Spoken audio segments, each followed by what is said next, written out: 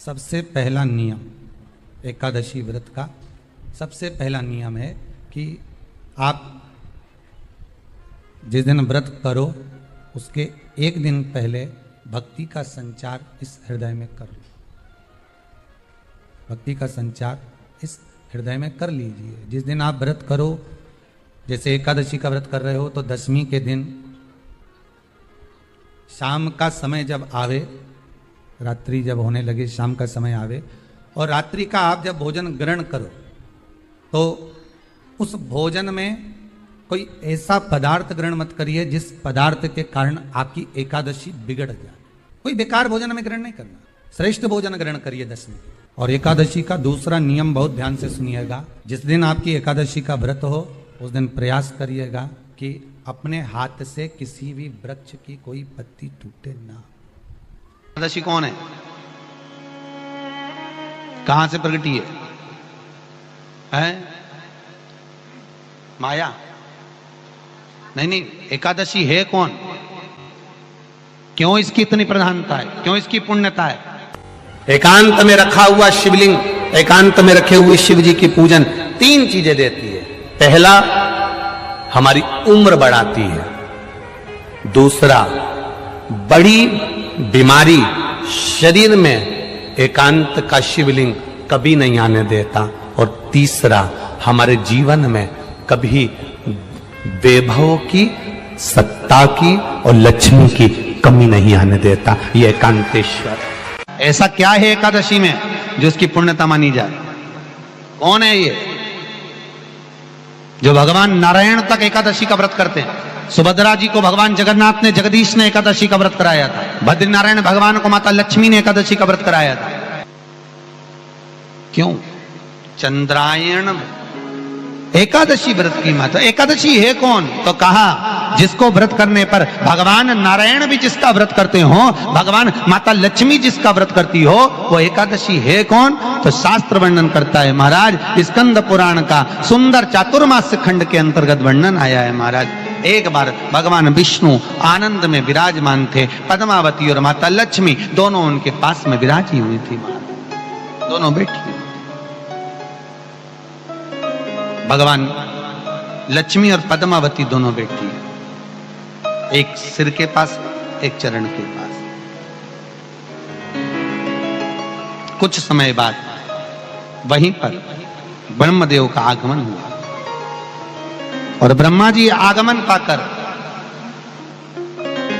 भगवान नारायण पद्मावती से लगकर उठे और उठकर लक्ष्मी की ओर झुके। झुकने पर इन तीनों के समागम से भगवान नारायण के हृदय चित्त से एक कन्या प्रकट हो गई। उस कन्या का नाम एका था। क्या नाम था? एका।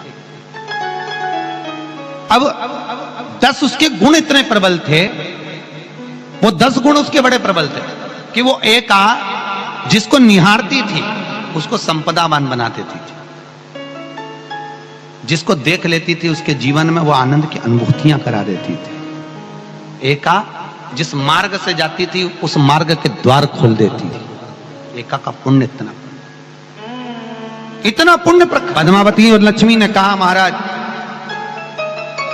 ये बेटी आपके द्वारा निर्मित हुई है, इसका कन्यादान करना चाहिए। हमारे यहाँ हिंदू धर्म में रीति है, जिस दिन कन्यादान करा जाता है उस दिन व्रत रखा जाता है। अब आजकल रखते कि नहीं रखते मालूम नहीं, और कन्यादान करते समय व्रत रखा जाता है। व्रत रखना, एका का कन्यादान करना है। भगवान बोले कन्यादान करें, किसको दें? एका किसको दी जाए? एका प्रदान किसको करी जाए? पुण्यता किसको दी जाए? भगवान नारायण ने उसी समय लक्ष्मी और पद्मा से पूछा, तुम बताओ। पद्मा लक्ष्मी दोनों एका से पूछी, एका बताओ इसका पुण्य, हम आपका हस्त कमल आपको प्रदान किसको करें, हम किसको दें? एका कहती है पिताजी।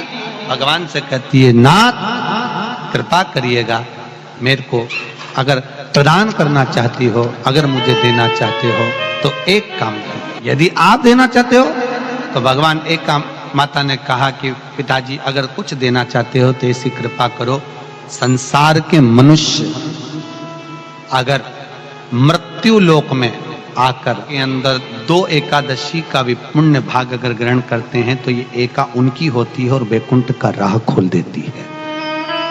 इनके जाने से पहले अगर मैं प्रवेश करती हुई जाऊंगी और इनके मार्ग को सुलभ बनाती हुई जाऊंगी, वो एका 10 गुण के कारण एकादशी।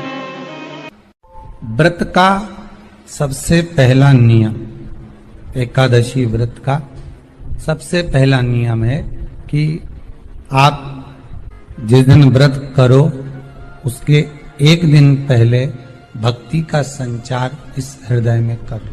भक्ति का संचार इस हृदय में कर लीजिए। जिस दिन आप व्रत करो, जैसे एकादशी का व्रत कर रहे हो तो दशमी के दिन शाम का समय जब आवे, रात्रि जब होने लगे, शाम का समय आवे और रात्रि का आप जब भोजन ग्रहण करो तो उस भोजन में कोई ऐसा पदार्थ ग्रहण मत करिए जिस पदार्थ के कारण आपकी एकादशी बिगड़ जाए। एकादशी का दूसरा नियम बहुत ध्यान से सुनिएगा।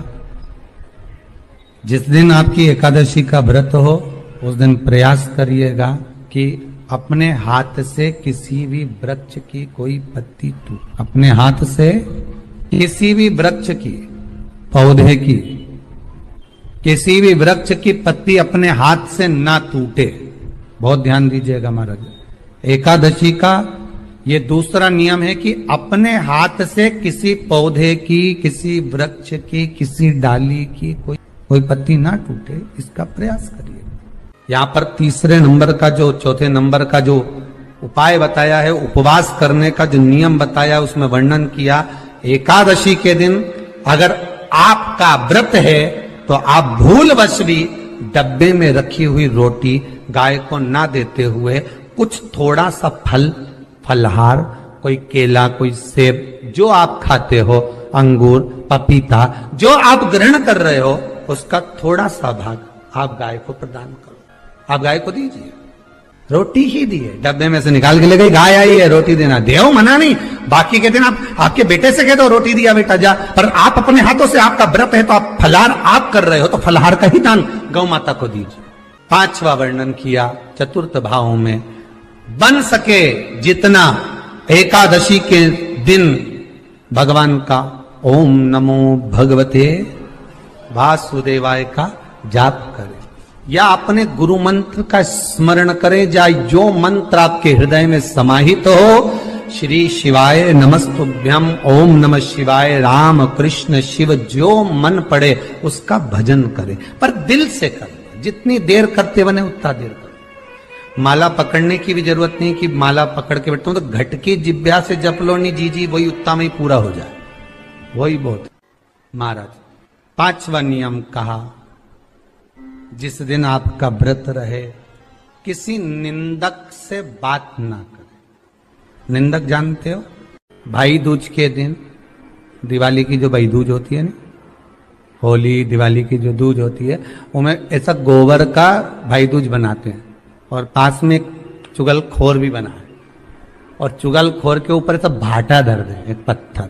अब तुम्हारे उधर रखे कि नहीं रखे हमें नहीं मालूम रहे हो, जितने आस्था पे सुन रहे हो, पर हमारे इधर तो ऐसा रहता है, गोबर का भाई बहन बनाए और उसकी पूजन करे, उसके पास में गोबर का चुगल चोर भी बनाए, उसके ऊपर बांटा। कथा वर्णन कर रही है, निंदक